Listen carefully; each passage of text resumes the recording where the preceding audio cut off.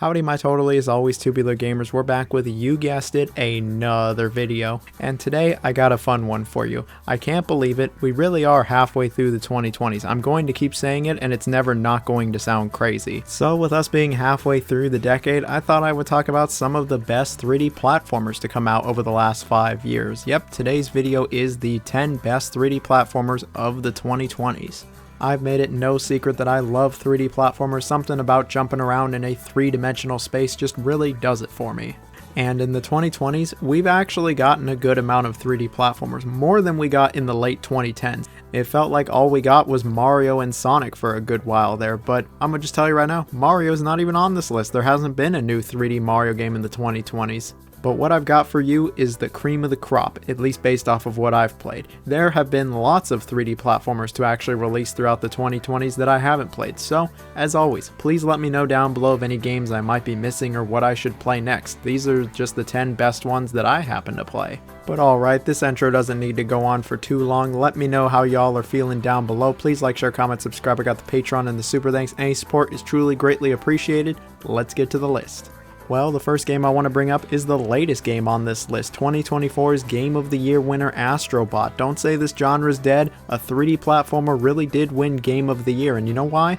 Because this game is excellent. This is not only like the best 3D platformer of the 2020s, but like the best game Sony has published in quite some time. This is just a great game through and through. When it comes to the actual platforming, yeah, it's pretty great. The movement is amazing. Like, the controls are really great in this game. The platforming feels nice. The level design is incredible. Every single level is very different from the last. There's a bunch of interesting gimmicks, power-ups, and abilities, ones that really affect Astro's entire moveset, and there's really not a bad level here. This game just feels so good to play, and it looks amazing too. This is easily the best looking game on this entire list, and I was regularly blown away with just how good this game looks. What also makes Astro Bot really fun is the collectibles. The main collectible is other Astro Bots. You're going to want to collect as many of these little suckers as you possibly can, because there's tons, and I mean tons, of references to pretty much every video game imaginable that isn't by Nintendo. There's some really, and I mean really, deep cuts here in gaming history.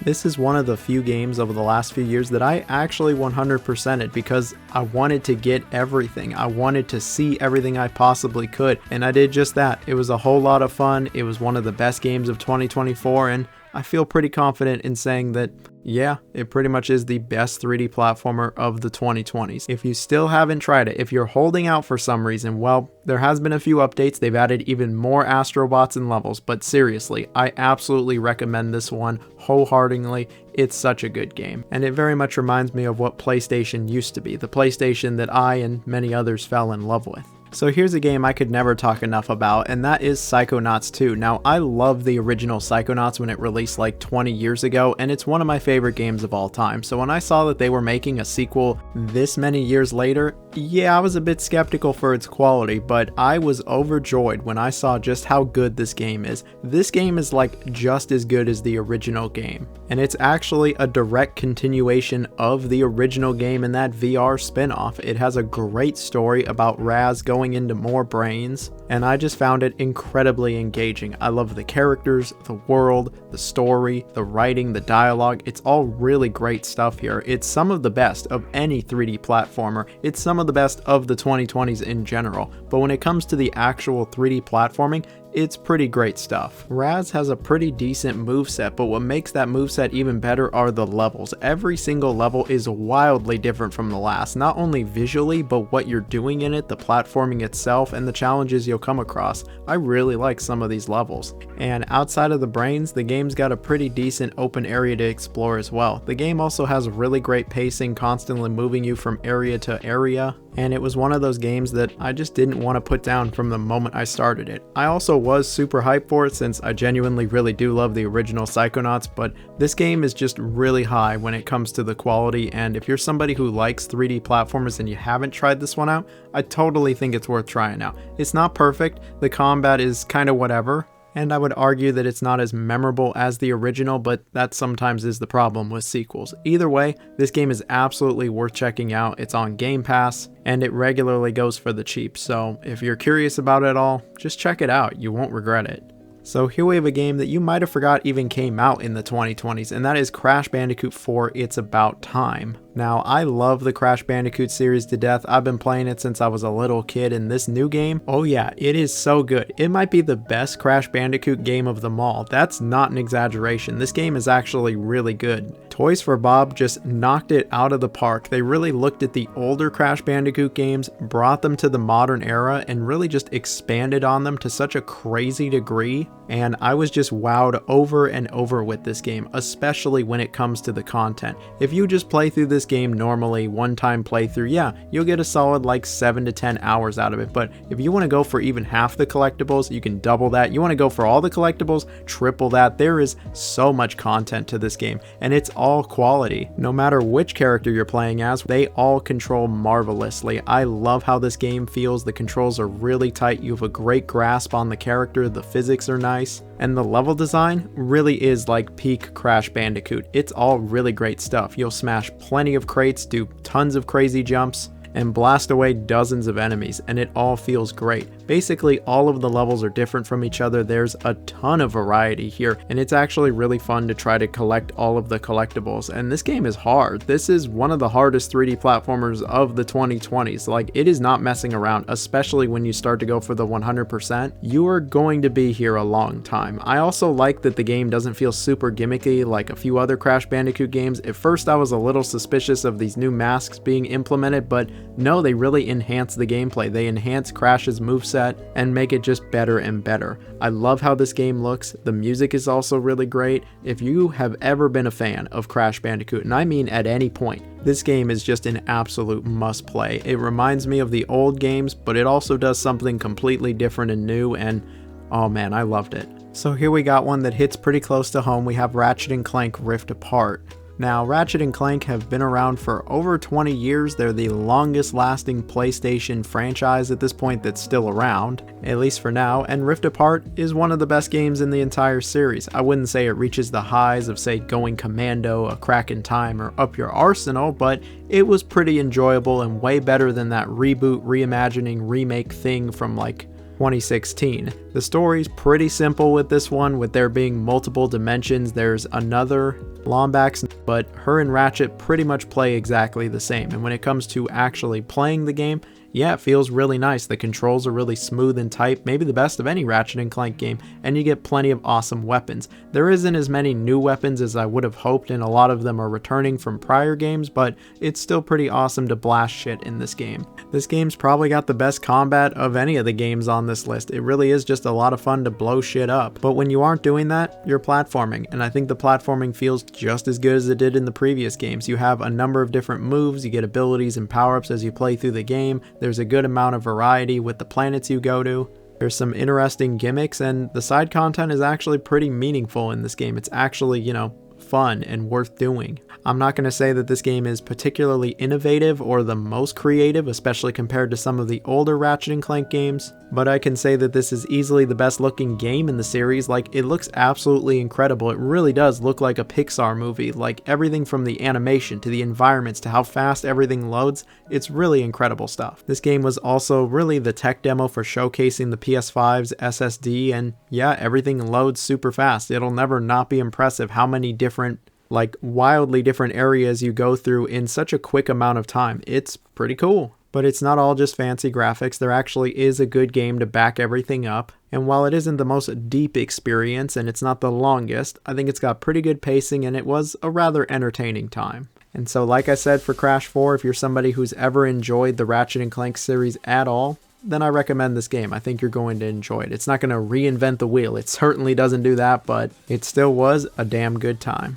So here we have a platforming mainstay with Sonic Frontiers, the only new 3D Sonic game to have released in the 2020s. Sonic Frontiers might have been a bit divisive, but I personally quite enjoyed it and would say that it's one of the very best 3D Sonic games. It actually had a lot of great things going for it. Sure, at times it might just low-key feel like Breath of the Wild mixed with Sonic the Hedgehog, but this game actually does have its own unique identity with the big open zones where you get to go very fast. This game has a great sense of speed, maybe the best of like any Sonic game, and you actually get to really explore these open areas. Sure, they might look very, and I mean very lifeless, but I actually had a lot of fun exploring them, collecting all of the medals, doing doing the little platforming challenges, and going into the subspace levels. The cyberspace levels, yeah, they're kind of the low point of the game and they don't control as well as the 3D areas, but I think the game actually has a really compelling gameplay loop. I think it controls really well, maybe the best of like any Sonic game. This or Shadow Generations. The pacing is actually pretty good. Even if you're trying to 100% it, the game still keeps things moving. And unlike most 3D Sonic games, it actually isn't super short. The game's actually pretty long. And it's actually got, shocking, a good story. I really enjoyed the story to this game. I think the writing is great and I love all of the callbacks to the older games. I also really like the boss fights. I think they were all pretty epic and turning into Super Sonic. That's really cool. Like every other Sonic game, the music is really awesome. And I think it looks pretty nice as well, even if it does look a little Unreal Engine acidy at times. The game's gotten a number of updates over the years, and there's actually quite a bit more content to it. If you're looking for one of the better 3D Sonic games, at least in my opinion, this is one to check out, especially if you haven't checked it out yet. If you're somebody who's kind of like Sonic in the past, you might like this one. I think it's worth a shot at the very least. While I know that plenty of people have said they don't care for it, I think a majority of people actually do like this game, at least in my circles, and I think you're gonna like it too, whoever you are. So here we got a game that I just love yapping about, and that is Bomb Rush Cyberfunk. I have talked about this game a number of times over the years, and for good reason. I absolutely love it to death. I grew up with the Jet Set Radio games and really loved those, and so when I saw this, I knew I was going to like it. But what I'd never anticipated was actually thinking it's a better game than Jet Set Radio. It controls wonderfully, it feels great, the trick system is really fun, it's more advanced than anything Jet Set ever had, and the level design is very accommodating for it. The level design is actually really good in this game. Like, there's a lot of solid platforming here, and you get to string together just some insane trick combos. I will never not have fun doing tricks in this game and stringing everything together. Yeah, combat does show up in it, and like Jet Set, it's not all that great, but it is barely in the game. There is a story here, there's more to it than just doing graffiti, but it's also kind of basic and nowhere near as memorable as Jet Set. At the very least, the art style is memorable, and the music, oh, that shit is awesome. I love this game's aesthetic, mood, vibe, whatever you want to call it. I just love how it looks. I couldn't get enough of it. But then when it comes to the music, it's really great stuff. While there's plenty of licensed music in here, I would say that every song is a banger. I don't know if it'll go down as being as legendary as Jet Set's music, but I think it's pretty awesome and I still listen to it to this day. And for the one person that might be going, this is an extreme sports game, this isn't a platformer, well, what are you doing most of the time? Platforming. A majority of the game is platforming. Anybody that's played Jet Set or this game will probably tell you that. But there are some extreme sports elements, and yeah, I think those are awesome too. They really just enhance the game. The game's got a great pace to it. It keeps things interesting. There's tons of awesome moments and set pieces. There's some bosses that show up that are actually pretty cool, and I really just couldn't get enough of it. I've wanted to go back to this game for quite a while, and I think I'm going to sooner than later, because after I finished it, all I wanted to do was play more of it. While there have been plenty of amazing looking indie 3D platformers that have come out in the 2020s, this really is like the only one that I've played, so sadly it's the only indie game on here. But don't discount it because it's an indie game. I think it's pretty amazing. Oh, I'm also going to throw Corn Kid 64 in there. That actually is one indie 3D platformer that I also played from the 2020s. That one's pretty good too. So here we got another 3D platformer that you might have forgot even released in the 2020s, and that is Kirby the Forgotten Land. And yes, that pun was very much intentional. It's kind of crazy, but Kirby finally got his first full 3D adventure in the 2020s, and it's arguably the best Kirby game of them all. The game is actually really good. Even Kirby's biggest naysayers, I think, are going to enjoy the game, thanks to additions like Mouthful Mode, an interesting world, good pacing, and all around just being a fun, chill time. Sure, it's not the most involved, complex, difficult 3D platformer you'll play. It's probably the easiest game on this entire list, but that doesn't mean it's not entertaining. And if you're playing a Kirby game for challenge... This game's got a unique premise of Kirby showing up in this forgotten wasteland place, and it's up to him to figure out what's happening to all the Waddle Dees, and you can actually have a Waddle Dee join you. The game is full co-op, and it's pretty fun in co-op. It controls pretty well, and Kirby actually feels nice in the third dimension. Who would have guessed? Like plenty of other Kirby games, he has his copy ability. There's a bunch of different things he can copy, and all of these give him special abilities, but there's the Mouthful Mode where he can suck up something really big, like the car, and I think that's pretty fun. Also, also. This game's got plenty of great levels to it. A lot of them do feel rather different. There's a good amount of variety. The pacing is solid. It's got a good length. It's longer than most Kirby games, and it was just super chill. It also looks really nice. Obviously, you know, it's gonna look very cute, but it looks really nice even beyond that. The music is pretty great, and I think even the biggest of Kirby haters are gonna find something to like about this game. While it's not the most involved 3D platformer by any means, there still absolutely is some fun to be had here, and if you're looking for a game where, yeah, you can kind of go into autopilot and turn your brain off a little bit, this might be the one to play. Some people really hate games that do that, but man, I need a break every once in a while, and Kirby really has always been the perfect series for that. I quite like this game.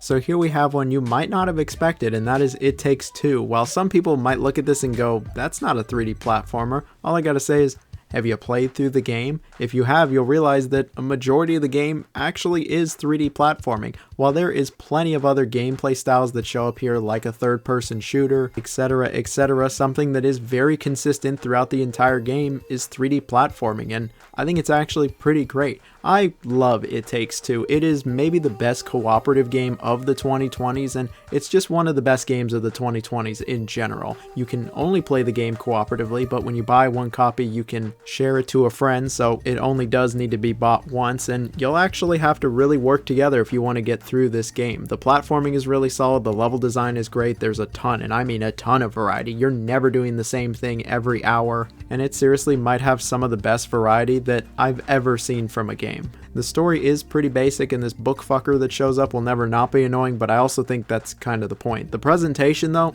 I really like how this game looks. It's got a fun aesthetic and art style to it, and the game in general just kind of has a fun vibe to it, except that one part with the elephant. That will never not be heartbreaking, no matter how many times I've seen it. But anyway, outside of that, it's a really solid 3D platformer that has a lot of other gameplay styles going on.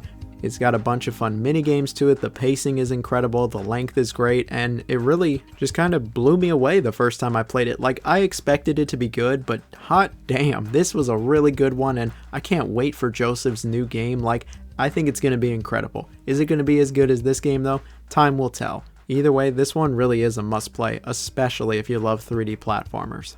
Well, I got one more Sony platformer for you, and that is Sackboy: A Big Adventure. While I know this one is not as beloved as, say, Little Big Planet, and it's probably the weakest 3D platformer on this entire list, I still think this game is good. It's not amazing, but it still does have a number of things going for it. It stars Sackboy going up against this evil bad dude known as Vex, and no, it's not the edgy game from the 2000s that really needs to come back. Where the fuck is Vex? This video should have just been about Vex, honestly. No, it's not about him. It's about Sackboy going up against this evil character, and he's got to save all the other Sackboys. Unlike Little Big Planet, yes, it is actually in 3D, and it feels nice. Sackboy is a really, and I mean really basic moveset. It's about as basic as Astrobots, but he doesn't get as many fun gimmicks and abilities as Astrobot. Still though, there is a good amount of variety to this game. You do get a number of abilities as you play through it, and there's plenty of good levels here. Some levels do feel a bit similar to the last, but there are plenty of good memorable ones, especially the ones that are actually playing to a licensed song.